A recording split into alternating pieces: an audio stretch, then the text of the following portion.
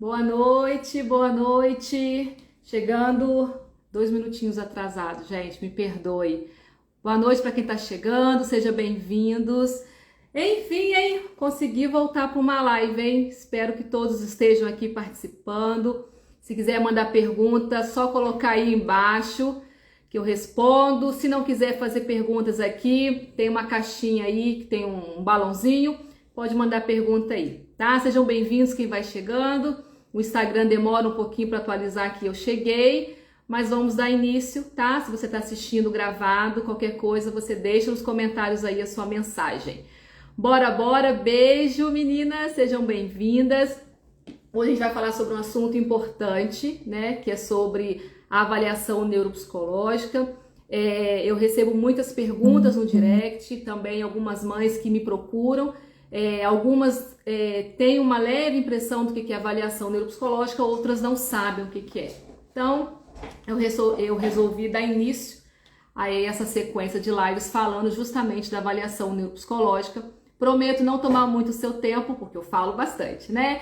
Bem, se você não me conhece, está chegando aqui pela primeira vez, prazer. Meu nome é Juliana Targino, eu sou psicóloga de formação, tenho a especialidade em neuropsicologia, né? Focado mais no desenvolvimento infantil, e eu busco bastante conhecimento desde que eu consiga ajudar você aí, tá? Beijo, beijo, vão chegando. Se quiser chamar mais mães para participar, é só apertar aí essa setinha aí e compartilhar essa live, tá? Bora, bora. Se vocês estiverem me escutando bem, coloca aí se tá tudo ok, se não, também coloca para mim também. Eu não tô com microfone, eu acho que a gente vai conseguir fazer uma live hoje sem microfone. Então, bora lá! Hoje nós vamos falar sobre a avaliação neuropsicológica, né? Nos últimos anos, os profissionais, né, da área de neuropediatria têm solicitado bastante, mas isso não fica só a critérios dele em relação a pedir essa avaliação, e eu vou explicar o motivo dela, beleza? Então, vamos lá. Quando a gente fala de autismo e dos outros transtornos do neurodesenvolvimento, a gente fala, né, que essa criança tem alguns comportamentos, alguns sinais e que pode, né, sugerir algum transtorno. Mas eles precisam, né, eles cumprir um critério de diagnóstico baseado no critério do DSM-5, né, que é o nosso diagnóstico aí que a gente acompanha as atualizações, teve uma atualização recente, para dizer, né, se essa criança está ou não cumprindo o critério de algum transtorno.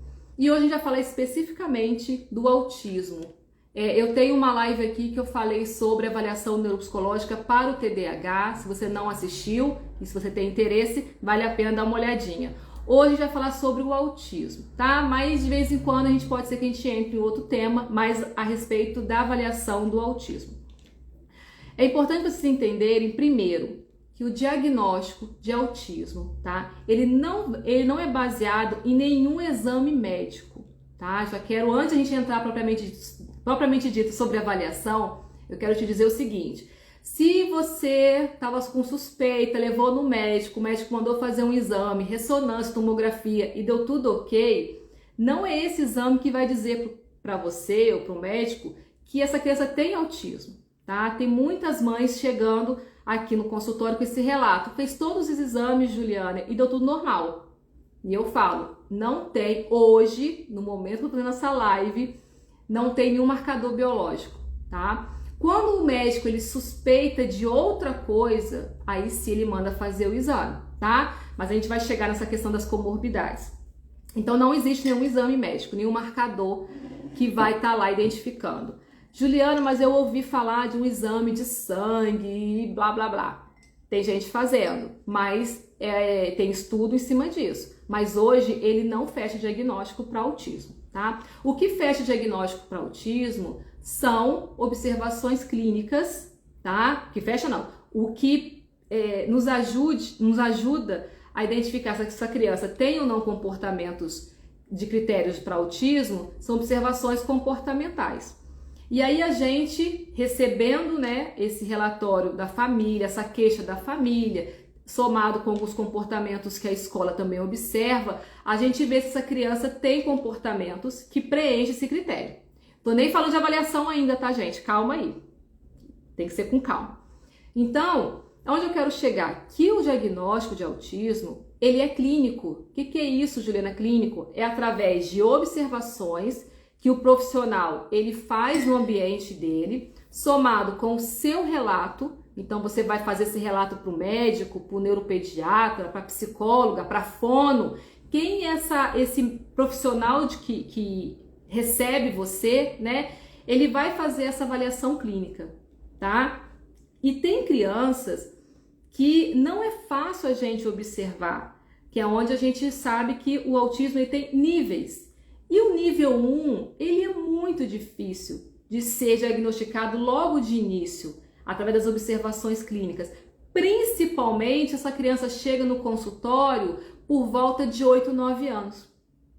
Porque essas dificuldades, né, sociais, elas costumam às vezes aparecer depois dessa idade, 6, 7 anos. Eu recebo criança aqui com 12 anos, que a gente acaba somando todas as informações e essa criança ela está no espectro de nível 1, tá? Então, assim, eu quero que vocês entendam em relação a isso. Não existe marcador para fechar diagnóstico de autismo, exame médico, e o diagnóstico ele é clínico, através de observações e o que você leva para o médico. É importante você levar bastante informação a respeito disso. Claro, com o médico, né, com o neuropediatra que tem essa expertise e esse viés em relação aos transtornos do neurodesenvolvimento, principalmente autismo, porque não é fácil a gente fechar diagnóstico de autismo, tá? Vamos agora falar sobre avaliação neuropsicológica. Beleza, Ju, você me chamou aqui para uma live sobre avaliação neuropsicológica. O que é isso? Eu gosto de dizer que a avaliação neuropsicológica é parecida, é similar com o mapa, né? O mapa, ele te mostra caminhos. Ele te mostra exatamente aonde você vai passar para chegar num determinado lugar, né? E esse mapa da avaliação neuropsicológica, né? Essa avaliação neuropsicológica que a gente diz que é um mapa mapa do cérebro. É como se fosse a ressonância, a tomografia de um médico que pede, né, para verificar. A avaliação neuropsicológica é esse exame, né? Que a gente vai olhar esse cérebro e ver exatamente como ele funciona. Nós estamos chegando lá agora, né? Então, assim, saber que essa criança está dentro do espectro autista, eu vou usar uma observação clínica, é uma avaliação clínica, né? Ela cumpre os critérios, e eu já falei isso aqui, depois a gente vai marcar uma live para poder falar desses critérios, porque hoje eu quero focar na avaliação. E aí, beleza, Juliana, minha criança, foi fechado o diagnóstico de autismo. Vamos fazer a intervenção?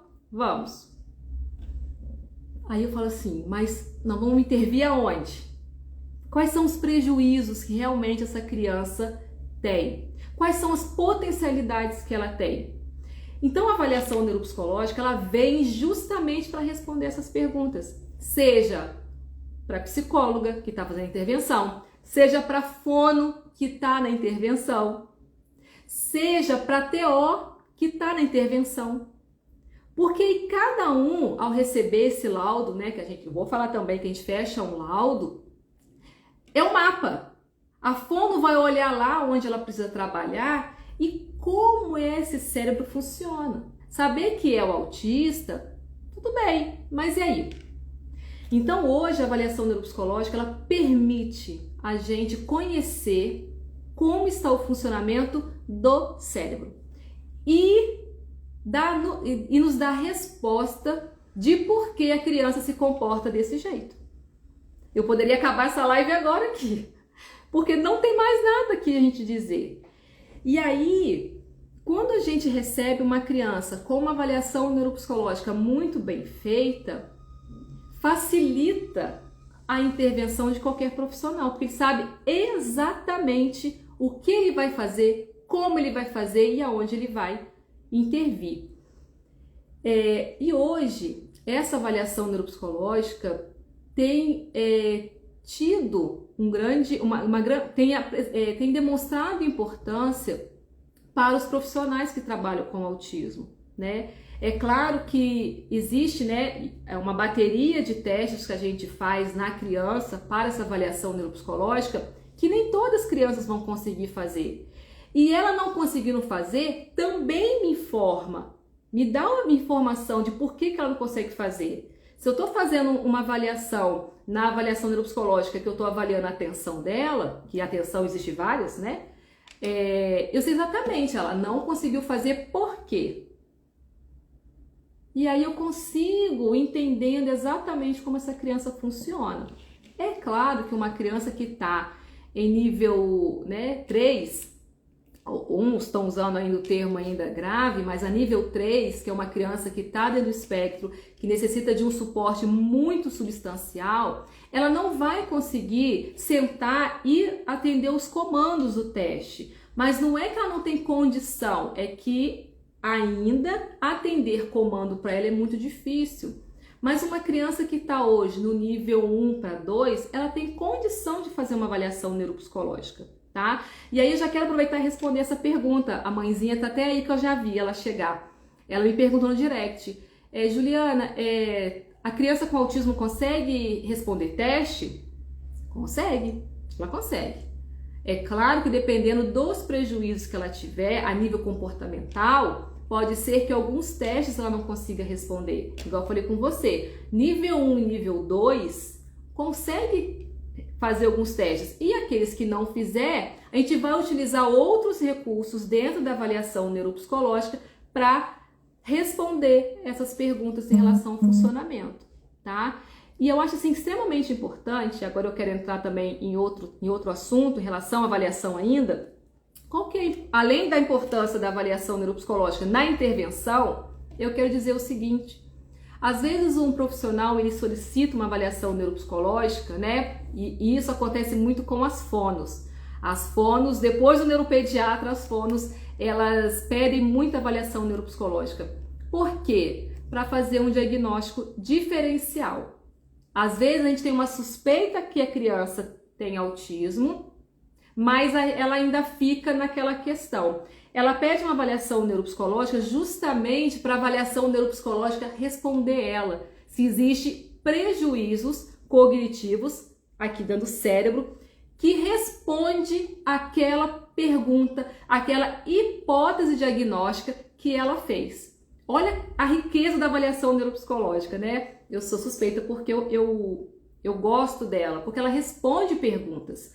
E aí, quando você tem essa avaliação e apresenta os déficits, esse diagnóstico ou ele é descartado, né? Tem muita criança aí que tem transtorno da linguagem, que tem alguns comportamentos característicos do autismo, como atraso de fala, uma dificuldade na fala, e a fono fica perdida. Ela fala, olha, quero uma avaliação neuropsicológica para me saber se é possível fazer um diagnóstico diferenciado, né? Aí ela vai entender que essa criança, na verdade, ela não está dentro do espectro. Ela tem outro transtorno, mas os sintomas são muito parecidos. Outra coisa que a avaliação neuropsicológica nos traz é ver se essa criança está dentro do espectro, tem muitas características, se ela tem comorbidades. A grande pergunta que eu recebo aqui é, Juliana, é possível uma criança ter autismo e ter TDAH?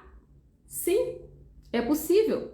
Os sinais são muito parecidos, mas quando você traz a avaliação neuropsicológica, você consegue, na avaliação neuropsicológica, identificar os prejuízos a nível cognitivo, novamente eu falo cérebro, que são mais prejudicados no TDAH. Então ela tem comportamentos que fecham o diagnóstico de autismo, mas ela tem coisa aí que não é da conta do autismo. É outra coisa. A avaliação neuropsicológica traz essa proposta de ver se ela tem uma comorbidade com o TDAH. E aí costuma ter, porque o TDAH a gente sabe, né, que ele tem às vezes um prejuízo significativo na atenção, às vezes na memória, em funções executivas, que é a capacidade que tem outras habilidades, que é a competência de controle inibitório, né, que é frear o comportamento diante de uma demanda, flexibilidade cognitiva, que o autista também tem, mas o TDAH aparece com mais intensidade. E aí ele vai fazer essa correlação se tem uma comorbidade, né? Às vezes até para entrar com uma medicação a nível para ajudar essa criança no desenvolvimento cognitivo dela, tá? Exatamente isso, eu também já ia entrar nesse assunto, tá, Juliette? Beijo. Deficiência, olha a pergunta de Juliette. Juliette, né? Deficiência intelectual em crianças com TEA, a partir de qual idade consegue avaliar? Olha, mês passado, né? Mas eu sempre avalio e sempre chego nessa conclusão. Mas eu vou te dar um exemplo real, né? Essa criança veio para cá. Eu levantei uma hipótese de autismo, porque ela tinha muitas questões, um funcionamento tranquilo, me respondia, conseguia fazer algumas coisas, mas tinha alguma coisa ali. Iniciamos a avaliação neuropsicológica dela, 7 anos, tá? Ela fez a avaliação neuropsicológica, algumas ela conseguiu fazer, outras não. Mas até o que ela conseguiu fazer, a gente percebe que está abaixo do esperado. Então eu fiz toda a bateria de avaliação nela e foi fechado um laudo. Muitos prejuízos. A avaliação neuropsicológica é extremamente importante ter teste que avalia QI, e segura aí que eu vou vir com essa informação importante. E é aqui que a gente conseguiu identificar, a gente que eu digo na avaliação. Essa criança, na verdade, ela preenche critérios para deficiência intelectual e não para autismo. Olha a importância da avaliação neuropsicológica nessa situação. Essa criança, ela estava com o olhar de profissionais para a TEA. Eu também levantei a hipótese diagnóstica para a TEA. Mas quando a gente faz a avaliação neuropsicológica, não é um teste não, tá, gente? Pelo menos a minha. Uma bateria de testes, a gente vai caçando, até que no final, um QI muito rebaixado, prejuízo em todas as competências, atenção, memória, e a gente fechou. Quando eu falo a gente, a equipe, né? Claro, esse laudo foi para o neuropediatra extremamente competente, e ele fecha o diagnóstico de DI. Aí o que ele faz? Ele pede um exame médico, ele pediu uma ressonância, uma tomografia. E este exame, aí sim, identificou, né, na estrutura do cérebro, uma alteração que é encontrada em DI, entendeu? Aí sim, esse achado a nível de estrutura cerebral foi identificado, que é encontrado em crianças com DI, tá? Então agora olha só, a sua pergunta foi, elas conseguem fazer avaliação? Sim, consegue fazer avaliação. E quando é colocado um teste para ela fazer e ela não consegue fazer, isso vai para o laudo. Aí, Juliette, deixa eu puxar também outro tema aqui importante, tá? Isso eu aprendi com professores de excelência que eu busco o estudo, eu busco conhecimento. Dizer que no laudo, deixar de colocar no laudo um teste de inteligência tem que ser justificado. Eu não esqueço a minha professora falando isso quando eu iniciei a avaliação.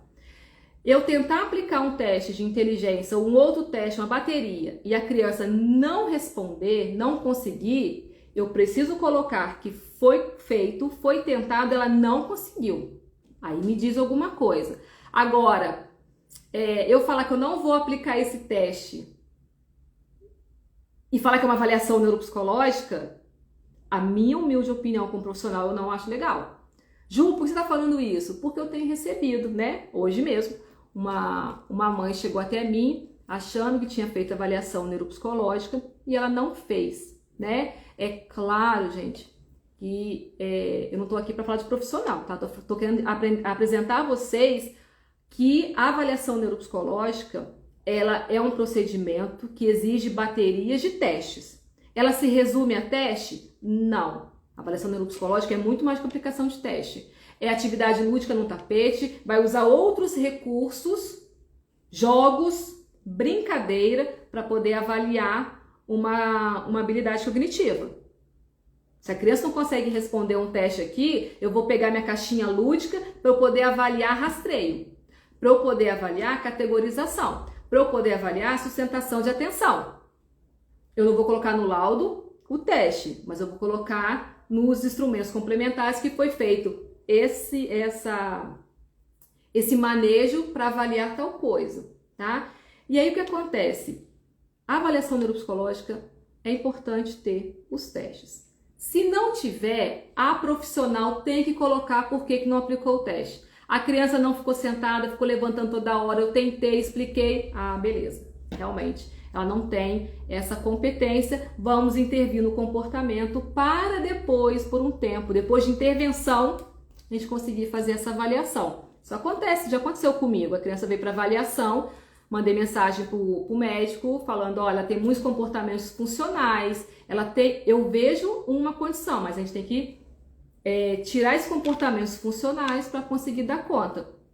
Foram 8 meses de intervenção, tá? É claro que não é só comigo, né, gente? A intervenção, quando eu falo, ela estava com TO, ela estava com fono, mas vem para psicólogo justamente para tirar os comportamentos disfuncionais. Então, ela ficou com esse acompanhamento multidisciplinar por 8 meses e depois nós fizemos a avaliação dela, neuropsicológica. Teve teste que ela conseguiu fazer, teve teste que não. Beleza? Deixa eu ver aqui nos meus papeizinhos se faltou alguma coisa, tá? Se tiver mais pergunta, deixa eu ver aqui a mãezinha aqui. Juliette, se eu respondi a sua pergunta, você me dá um ok? Se eu não respondi, pode perguntar de novo, senão eu explico no direct, tá? Gente, desculpa, eu falo rápido, né? Eu fico preocupada com o tempo. Vocês pararam aí para me assistir, para ouvir. Eu sempre tenho uma necessidade de achar que eu não estou sendo clara e eu acabo sendo repetitiva, tá? Então hoje, Ju, resume essa live em relação à avaliação neuropsicológica. Eu preciso fazer ou não? Olha, se você puder estar fazendo uma avaliação neuropsicológica para saber os déficits a nível cognitivo da sua criança, se você quiser entender, né, quais são as potencialidades, porque criança, gente, não é só déficit, ela tem potencialidade e é ali identificando as potencialidades que o profissional que está trabalhando com a sua criança, ele tendo a expertise do desenvolvimento infantil, vai saber exatamente como vai intervir. Então, a avaliação neuropsicológica, ela tem essa proposta, tá? E quando a criança chega, Juliana, sem diagnóstico, o que a gente faz? Faz avaliação neuropsicológica. Por quê? Cada transtorno, ele vai mostrar que a criança tem um déficit maior do que em outros. E é assim que a gente faz. Por isso eu estou te falando, a avaliação neuropsicológica não é só teste. É um raciocínio clínico. Você pega todo o relato da família, a queixa da família, pá, beleza. Aí você começa os testes. Começa a avaliação neuropsicológica. Teste, caixa lúdica, hora de jogo, isso aí. A gente faz o que tem que fazer, com o objetivo de identificar, de trabalhar aquela habilidade, avaliar aquela habilidade. E aí você vai na escola. Eu vou na escola. Os colegas neuropediatras também vão na escola, né? Assim eu espero. Mas eles vão sim. Os colegas que eu conheço aqui, eles vão na escola. Aí você pega a informação da professora. Somando tudo isso, vai aparecer alguma coisa. A gente vai conseguir entender. Ju, toda avaliação neuropsicológica fecha diagnóstico? Não. Não vou falar pra você que fecha 100%. Não. Mas, gente, a avaliação neuropsicológica é muito mais do que fechar diagnóstico. Entende isso, mães? Eu sei que vocês buscam para deitar falando, pronto, agora o que meu filho tem nome. Eu sei isso. Vocês buscam isso, tá? E é legível, é certo. Só que, para os profissionais, e se você quer uma intervenção que vai trazer benefícios e qualidade de vida para o seu filho, a avaliação tem esse objetivo de identificar onde está a treta. É atenção, é memória, é os dois, é o quê? E aí você recebe esse laudo de um profissional e o profissional que recebe a sua criança para intervenção, ela vai saber. Eu estou batendo essa tecla justamente para isso. A avaliação neuropsicológica é muito mais do que fechar diagnóstico. É intervir, é saber exatamente, é o mapa aonde vai. Deixa eu ver nosso horário aqui. Beleza. Gabi, muito obrigada, tá? Beijo pra você. Vamos lá. Até 5 anos, tenha dúvida enquanto ao DI também. Pois é, né? Deixa eu aproveitar aqui, eu quero fazer uma live, tá? Eu fiz da avaliação neuropsicológica do TDAH, agora do autismo, né? E do DI, né? Deficiência intelectual. A gente avalia para deficiência intelectual, claro, além de buscar o coeficiente de inteligência, né? Que é importante, que é ele que vai nos dar esse norte. Uma coisa que a gente avalia muito é comportamento adaptativo. Então pega essa visão aí para as mãezinhas que estão na dúvida. O que é o comportamento adaptativo que a gente avalia? É o quanto a criança consegue, de uma forma independente e autônoma, dar conta do dia a dia dele, dar conta da atividade dele. Então vamos lá. Aí quando as mães vêm aqui responder questionário de comportamento adaptativo, vem a pergunta assim: coloca o tênis sozinho? Amarra o cadastro sozinho? Escova o dente sozinho? Se limpa sozinho? Toma banho sozinho? Aí as mães falam assim: não, ele faz. Ele só não faz porque ele é preguiçoso. Aí eu falo: faz ou não faz? Não, se deixar ele faz. Ó, aí eu falo: cara, não vou poder fazer a avaliação adaptativa. 15 dias você vai ter que ver se o seu filho faz ou não faz. Por quê? É justamente isso. É o quão ele realiza as coisas independente. Ju, não, ele toma banho sozinho. É claro, depois eu tenho que ir lá, tenho que dar uma geral. Beleza. Ju, ele calça o tênis sozinho sim. Tem dificuldade, aí vai lá rapidinho. Aí ele consegue. Troca de roupa sozinho, eu preciso de ajuda. Então, quando a gente vai falar de DI, não é só coeficiente de inteligência. A gente também avalia comportamento adaptativo. Eu tenho uma escala aqui, que é a Valiant, tá? É um livrinho que as mães, quando respondem, ficam chocadas. E ela tem essa proposta, né? De ajudar no diagnóstico diferenciado. Gente, eu até pegaria para vocês, mas ó, se eu abrir aquele armário lá, eu vou ficar chocada de vergonha quando vocês verem. Muita bagunça. Mas até folha, essas coisas. Mas tá ali. Eu até mostro depois pra vocês nos stories. E aí, exatamente isso, né? A gente vai avaliar. Peraí, vou pegar pra vocês. Nossa, que tá uma zona, né, gente? Peraí.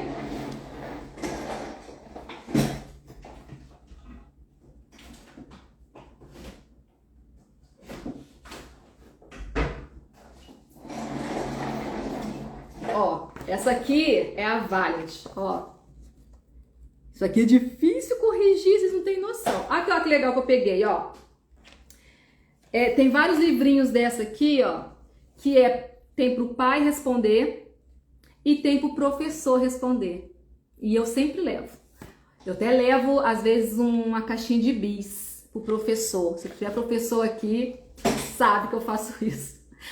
Porque ele vai ter que parar, né? Ele vai ter que responder em outro momento para poder preencher para mim. E aqui tem pontuação, né? Deixa eu ler uma coisa para vocês aqui, ó. Vê, ó. Não quero angustiar vocês não, tá? Mas é que vocês estão aqui, ó, o que eu falei com vocês aqui, ó. Rapidinho, ó. Aí tá aqui, ó, perguntinha, atividade de vida diária, ó. Alimenta sozinho com o talher sem derramar? Aí a mãe coloca, às vezes, nunca, frequentemente. É levado ao banheiro e utiliza sem ajuda? Aí continua. Veste roupa que abre na frente, ó, casaco, botão. Aí por aí vai, ó. Ó, compreende o conceito de privacidade de si, dos outros? Sabe? Aquela criança que tá com vontade de ir no banheiro, já, por exemplo, chega aqui no consultório da tia Ju, tá com vontade de fazer xixi, abre a porta e já vai fazer xixi, não tem aquela coisa, não, fecha a porta, tem que fechar a porta. E aí tem várias perguntas aqui, né? Deixa eu ver aqui, uma última aqui, ó. Ó, aqui, ó, isso aqui é do professor, tá, gente? Ó, fique em uma atividade por pelo menos 5 minutos sem precisar da atenção do professor e por aí vai, tá? Somado a isso, nos ajuda. Então, eu gosto muito de usar essa escala, tá? E aí eu não sei se você já fez essa avaliação, tá? Se já fez essa avaliação, olha lá se foi usado a Valiant, né? Todo laudo neuropsicológico é importante. Importante não, né? Deve colocar os instrumentos que foi utilizado, igual eu falei pra vocês. E eu sempre coloco, tá? Ah, Gabi, muito obrigada, muito obrigada. Gente, eu não sei de tudo, né? Não sei de tudo, mas eu busco estar entre os melhores. E aí a gente tenta, né? Gente, mais alguma pergunta? Todos bem? Estão indo bem? Beleza. Eu acho que é isso, né? Eu acho que se eu não conseguir... Linda! Se eu não conseguir atingir o meu objetivo, eu fico à disposição para tirar dúvidas de vocês, né? Eu queria que exatamente vocês entendessem que hoje a avaliação neuropsicológica ela é muito importante. Hoje eu tenho alguns pacientes que chegam para mim sem avaliação neuropsicológica e eu sou muito clara com a mãe, né? Olha, eu explico a avaliação neuropsicológica e digo, vai ajudar todos os profissionais que estão, né, para identificar. Ju, tudo bem, seu menino é autista aí? Ah, Juliana, mas ele não consegue ser alfabetizado. Não é por causa do autismo. Se a gente vai falando de uma criança de nível 1, não é por causa do autismo. Nível 2, eu tenho criança autista nível 2, que é alfabetizado, né? Respeitando os prejuízos que a criança tem, mas é alfabetizado. Ah, Juliana, o meu filho, ele é muito inteligente, ele é alfabetizado, mas na hora da prova ele não consegue. Ele não consegue interpretar. Ah, tá bom então. Então vamos avaliar, vamos identificar aí onde estão os prejuízos, atenção, memória, enfim, tá? Então olha só, a avaliação neuropsicológica nos ajuda a identificar os prejuízos e as potencialidades e contribui com a intervenção, beleza? Beleza. Segundo, a avaliação neuropsicológica ela vem para ajudar o profissional a fazer diagnóstico diferenciado. Suspeita de uma coisa, mas ainda suspeita de outra. Traz a avaliação neuropsicológica para responder essas perguntas, né? Crianças se confundem, alguns comportamentos se confundem, né? TDAH, deficiência intelectual, e também ela contribui para ver se essa criança ela tem comorbidades, ou seja, 2 transtornos em uma criança só, tá? Beleza? Tem mãezinhas minhas aí que já estão em avaliação neuropsicológica que eu estou vendo aqui. Meninas, podemos finalizar? Não quero tomar o tempo de vocês. Muitíssimo obrigado. Eu quero aproveitar aqui e pedir assim realmente desculpa. Eu não consigo estar muito presente no Instagram, por mais que eu considere esse momento importante, né? O pouco que eu sei eu tento dividir. Tem muitas mensagens querendo alguns temas específicos, né? E assim, eu falo que eu vou vir, mas às vezes a minha agenda não consegue. Mas uma coisa é certa, quando eu vim aqui, eu vou trazer informações práticas, objetivas e simples, com o intuito de ajudar vocês, tá? Esse ano, eu até falei para vocês, né? Eu coloquei em alguns stories de umas decisões minhas a nível profissional e eu escolhi realmente hoje, a partir de 2023, trabalhar só com crianças que estão dentro de transtorno do neurodesenvolvimento, né? Eu me identifico por questões pessoais, quem me acompanha sabe, eu me identifico com a causa, eu me identifico com tudo. E hoje eu tenho crianças aqui, mas às vezes eu tô aqui na intervenção, eu fico olhando essa criança e as mães que estão comigo aqui, por favor, tampem o ouvido. Eu imagino essas crianças adultas, eu imagino elas. E eu sei que é pouco, tá? É pouco que eu faço. Tá contribuindo para a vida dessa criança, porque ela não vai ser criança pro resto da vida. Uma hora ela vai sair da tia Ju, né? E eu me pergunto às vezes, né? Como que vai ser esse adolescente, como vai ser esse adulto? E eu me preocupo muito, né? Então, eu resolvi trabalhar só com isso. Eu tenho algumas crianças que hoje estão comigo na psicoterapia só, não tem nenhum transtorno, mas eu não recebo mais crianças, né? que não tenham algum transtorno ou que esteja em investigação, porque às vezes a criança chega para mim aqui com queixa de ansiedade ou com queixa de irritabilidade na escola e a família não entende por quê, e aí a gente na avaliação a gente identifica que esses sintomas são na verdade secundários, porque o motivo principal é que a criança está com um desenvolvimento infantil em atraso, né? Então é isso que eu tenho para vocês. Vou tentar me dedicar ao máximo aqui, trazer nas lives, trazer nos conteúdos, tá bom? Me acompanha. Tem algumas mães me pedindo para montar um grupo no WhatsApp. Eu queria muito, tá? Mas eu preciso só me organizar aqui, tá? É uma outra coisa também que ano passado mexeu muito comigo e esse ano eu já falei com as minhas mães, estou me organizando também. Me dedicar um pouco mais às mães. A gente fica tão focado na criança, vamos intervir. Olha eu fugindo do assunto, gente, mas eu vou fechar, tá? Prometo. Vamos intervir, pá, e a gente esquece da mãe. Esquece da mãe, né? Mãe tem que fazer isso, mãe tem que fazer aquilo, mãe isso. E a mãe fica absorvendo, e a gente esquece dela. E eu senti muito em 2022 isso.